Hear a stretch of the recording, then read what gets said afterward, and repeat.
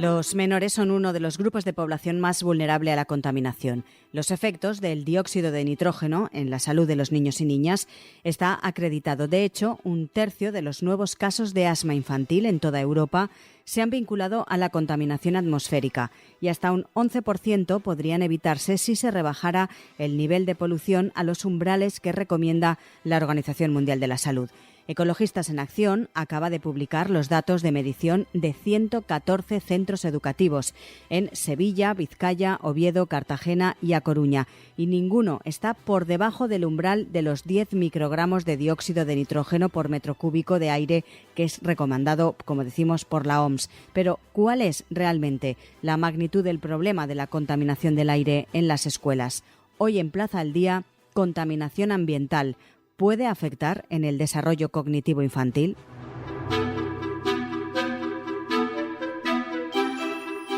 Para hablar de esta cuestión, saludamos a Mónica Ubalde, es investigadora del Instituto de Salud Global de Barcelona. Señora Ubalde, muy buenas. Hola, muy buenas, ¿qué tal?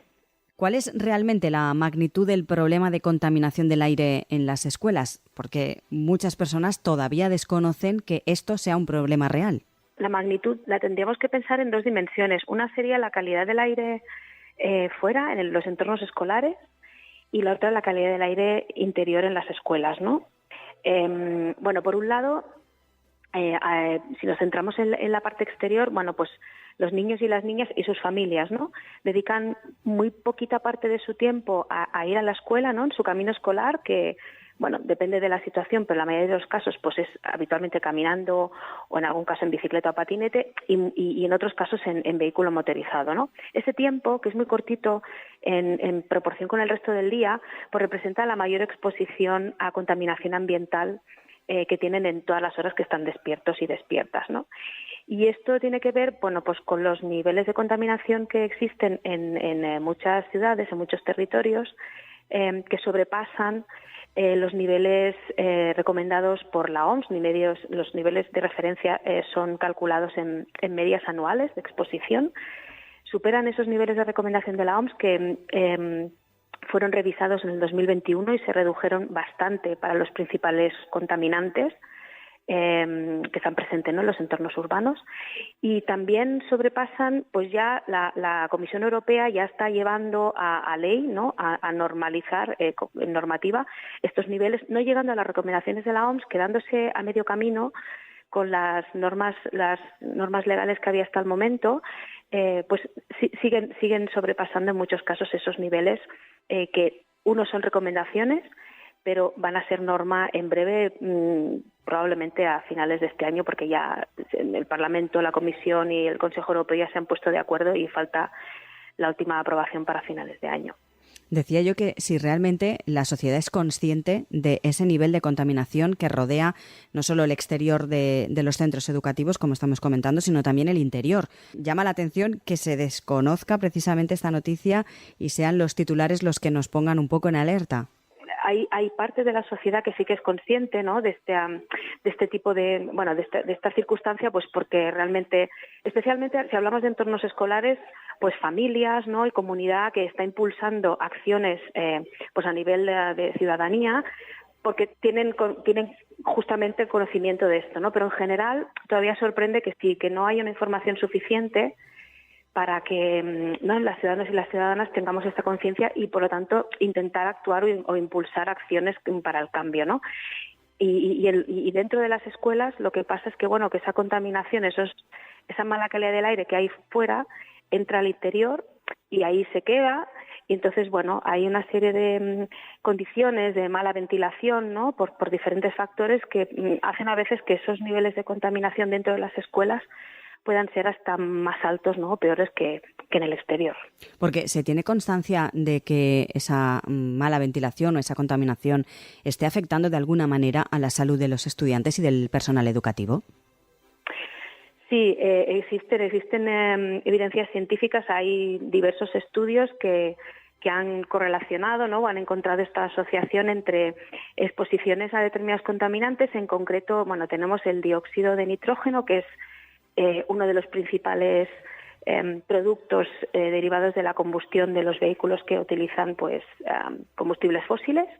el NO2, y también las partículas en suspensión, que le llamamos, de un tamaño determinado, que tienen la capacidad, ¿no?, de entrar al organismo y llegar a diferentes órganos y bueno, acelerar o incluso iniciar diferentes problemas de salud, pues entre ellos problemas respiratorios. El asma, por ejemplo, se ha visto que los nuevos casos de asma en la infancia se relacionan bastante con estos contaminantes, especialmente el NO2, y también con el rendimiento cognitivo, ¿no?, y el desarrollo cognitivo de los niños y niñas. En concreto hay un estudio, ¿no?, que se hizo en Barcelona con alrededor de 40 escuelas, en el que se vio que los niños y niñas que están en escuelas en entornos urbanos más contaminados, comparados con niños y niñas que están desarrollando, ¿no?, toda su actividad en escuelas en entornos menos contaminados, pues su rendimiento cognitivo, su capacidad de atención y memoria de trabajo mejoraba peor, más lenta, que aquellos niños y niñas que desarrollan toda su actividad en escuelas en entornos menos contaminados. Eso llama muchísimo la atención, la verdad. No sé qué se está haciendo o qué se puede hacer para mejorar esa calidad del aire y esos entornos cerca de las escuelas y en los interiores. Primero genera evidencia, ¿no?, que como ya te digo existen, ¿no?, estudios científicos que intentamos generar nuestra evidencia que respalde los argumentos y sobre todo hacerlo, llegarlo a la comunidad, ¿no?, y que las personas sean conscientes de que esta problemática existe y que tienen que impulsar que haya un cambio.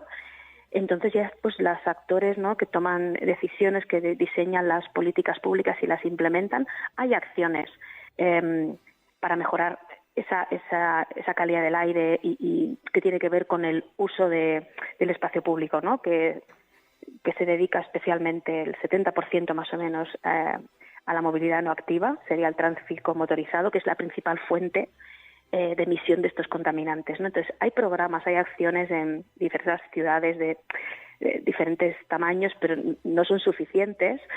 Pero sí que son ya acciones que se están evaluando y muestran esos beneficios, no solo para la contaminación del aire, que es importante, sino también en cómo se utiliza el espacio público, ¿no? Cómo se genera espacio para las personas, desplazando esa fuente de contaminación y generando espacios pues de comunidad, espacios para tener una movilidad más activa, para aumentar la actividad física, para la interacción social. O sea, al final son con beneficios que van todos relacionados unos con otros, y uno de ellos sería el mejorar la calidad del aire, ¿no?, exterior, y por lo tanto de alguna manera estamos ayudando también a que la contaminación, ¿no?, la calidad del aire interior en las aulas también mejore. Me preguntabas también por los profesores. Hay algunos estudios, pero habitualmente se centran, ¿no?, la atención en los niños y niñas en la infancia y en los adolescentes, porque al final es como la población vulnerable, ¿no?, y la del futuro, y la que queremos proteger su salud, pero no hay que olvidar, y siempre es algo que debemos intentar recordar e impulsar, es que hay personas adultas que es su lugar de trabajo, que pasan muchas horas ahí también dentro de las escuelas y que son las que interaccionan más horas del día, además de sus padres o tutores legales, con los niños y niñas, con lo cual cómo afecta a la salud y el bienestar de estas personas adultas también de alguna manera afecta a la salud y bienestar de los niños y también a sus procesos de aprendizaje y a su rendimiento cognitivo, ¿no? Entonces es un espacio de oportunidad estratégico en la ciudad, donde hacer acciones para realmente ayudar a impulsar la salud y el bienestar no solo de los niños y niñas, también de los profesores y fuera de la escuela, ¿no?, el entorno de la comunidad, ¿no?, porque mejorando el entorno escolar en la ciudad estamos mejorando la salud urbana para toda la ciudadanía. También es diferente en cada ciudad y por el tamaño y por el nivel de contaminación que tiene. No es lo mismo una persona que vive en una ciudad pequeña con poco tráfico que una persona que vive, por ejemplo, en Madrid capital, donde todos sabemos que hay una barbaridad de tráfico y de gente que vive, porque es la capital y es muy grande. Eso también influye sobre todo en esos niños y en esos profesores que están en esas escuelas y que se encuentran en una ciudad que no depende de ellos que esa calidad del aire mejore. ¿Qué se puede hacer entre todos? Y no sé si también desde los propios centros educativos existen iniciativas o programas que conciencien también a los estudiantes sobre los riesgos de la contaminación del aire y cómo pueden protegerse. Sí, bueno, aquí hay varias teclas, ¿no?, que tocar. Hablabas de la diferencia evidentemente, ¿no?, de las ciudades más grandes, más pequeñas. Es un tema de cómo se planifica cómo está planificada la movilidad, ¿no? Una ciudad muy grande como Barcelona, Madrid, es verdad que tiene mucha densidad de población, tiene mucho vehículo, pero hay que pensar ese vehículo si es necesario, ¿no? O sea, cuántos de los desplazamientos que se hacen dentro de la ciudad se podrían evitar o no son necesarios porque existe, por ejemplo, una buena red de transporte público o una buena conectividad caminando, una buena conectividad con otros tipos de movilidad activa. Si eso existe, si el entorno provee de esa facilidad, las personas hacemos ese cambio sin pensarlo, ¿no? Porque nos es más fácil, incluso más agradable, hacer esa movilidad activa, ¿no?, en lugar de utilizar un coche o una persona, que es lo que pasa, por ejemplo, en Barcelona. Pues más de la mitad de los desplazamientos son de menos de 5 kilómetros. En un coche va una sola persona, ocupa un espacio tremendo y se podía evitar porque hay transporte público suficiente y una conectividad que así lo permite dentro de la ciudad. El problema viene un poco con la conectividad metropolitana, ¿no?, o extrametropolitana, con otros territorios que a lo mejor han de venir a las ciudades más grandes o incluso dentro de los municipios más pequeños. A veces todo lo que uno necesita para el día a día no está a una distancia caminable o en bicicleta y porque hay un transporte público que permita, pues esto, ¿no?, hacer una movilidad combinada, activa, sino que se necesita el vehículo. Entonces hay que repensar ese modelo y a nivel individual, bueno, podemos hacer cambios, pero como digo, si el contexto no facilita ese cambio, a mí me cuesta mucho esfuerzo, ¿no?, pues ir a mi lugar de trabajo o a mi escuela, porque no hay una conectividad que me lo permita hacer de otra manera. Pues bueno, al final el tiempo es el que es y hay las posibilidades que hay.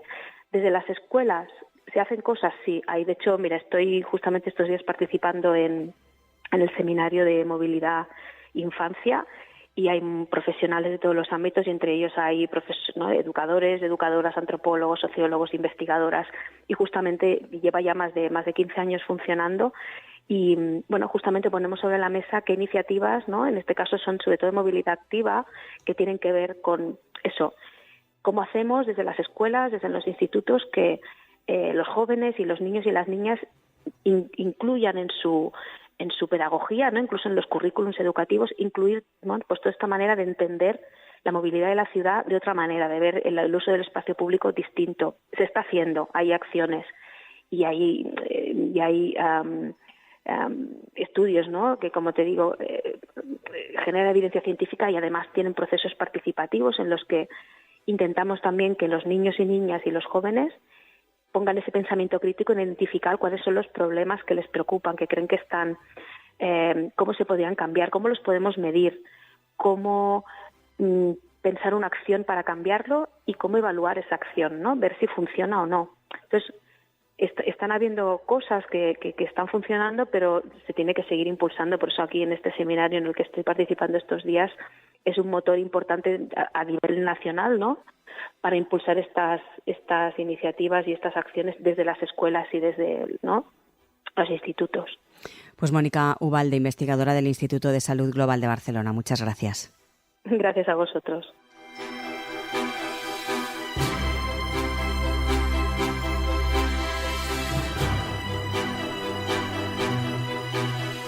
Nos decía la investigadora que en un estudio realizado en Barcelona se encontró que los niños y niñas expuestos a entornos urbanos más contaminados tenían un rendimiento cognitivo más lento en comparación con aquellos que estudiaban en áreas menos contaminadas.